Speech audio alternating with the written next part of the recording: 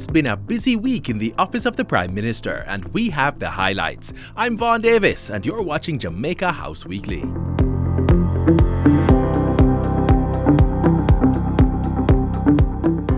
Jamaica would be willing to participate in a multinational security assistance deployment to Haiti under the appropriate jurisdictional parameters to support a return to a reasonable level of stability and peace. Prime Minister Andrew Holness made that pledge in the House of Representatives last Tuesday in response to deteriorating conditions in Haiti. Mr. Holness affirmed that Jamaica remained committed to working with CARICOM and bilateral partners such as Canada and the United States to provide sustainable solutions. He said Jamaica was also taking interest in efforts by the Organization of American States, OAS. We note with interest an initiative being contemplated within the OAS to strengthen the organization's response to the increasingly complex and challenging situation in Haiti. Jamaica will remain closely involved in efforts within this body to develop constructive approaches at the hemispheric level. On Thursday, Prime Minister Holness expressed outrage at the murder of 9-year-old Nikita Noel. He released a statement calling the 9-year-old's murder a horrifying shock to our collective conscience and sense of community, which could only be described as evil.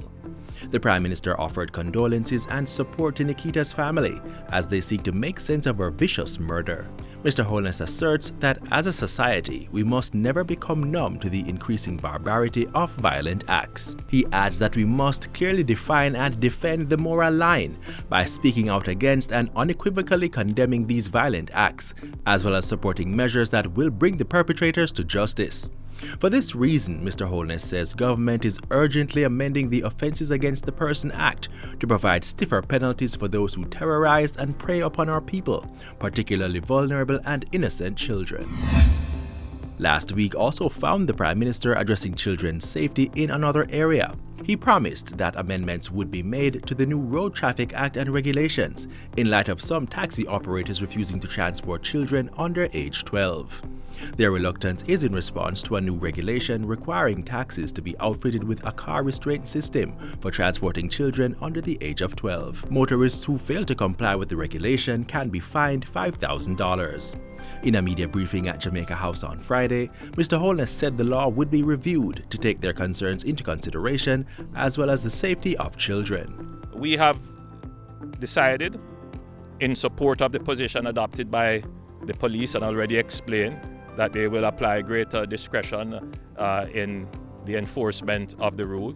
We have decided that we will make some amendments to the law, and we will do so as quickly as possible.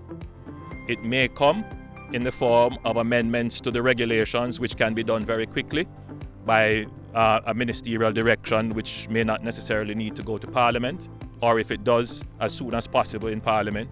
Until the amendments are made, he says government will support the Jamaica Constabulary Force's decision to exercise greater discretion in allowing PPV drivers to transport children without the restraint system.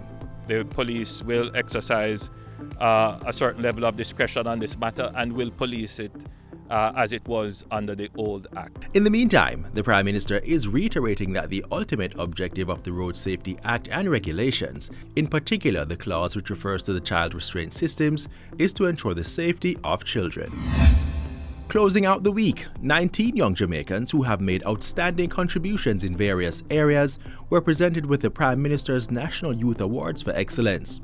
The ceremony was held on the lawns of Jamaica House on Saturday. It saw awards being presented in the categories of academics, youth development, sports, journalism or e-journalism, nation building, music, national leadership, innovation, science and technology, arts and culture, agriculture and agro-processing, entrepreneurship, social entrepreneurship, and environmental protection. Among the award recipients are Justin Paul Williams for art and culture, Zanita Alvaranga and Jaden Shaw for sports, Alexander Shaw for nation building, and Alexander Rees Greenland for environmental protection. The Prime Minister's Special Award for Excellence was presented to World Under-20 Triple Jump champion Jaden Hibbert. Mr. Holness congratulated the recipients as well as those shortlisted and encouraged them to continue their excellent work in their various fields of endeavor. These national awards are important in a world where negative news is so abundant, where the things that go viral are usually the negative things. Tonight, we want you to go viral because you have achieved great things, not just for yourself, but for your country. We want your recognition to serve as motivation, encouragement, and inspiration for others to pursue excellence in their chosen fields. The ceremony was held under the theme Reignited. Approximately 300 awards have been conferred on the nation's youth since the inception of the program in 1998. And that's it for Jamaica House Weekly. Be sure to join us next time for more of the news stories coming out of the office of the Prime Minister.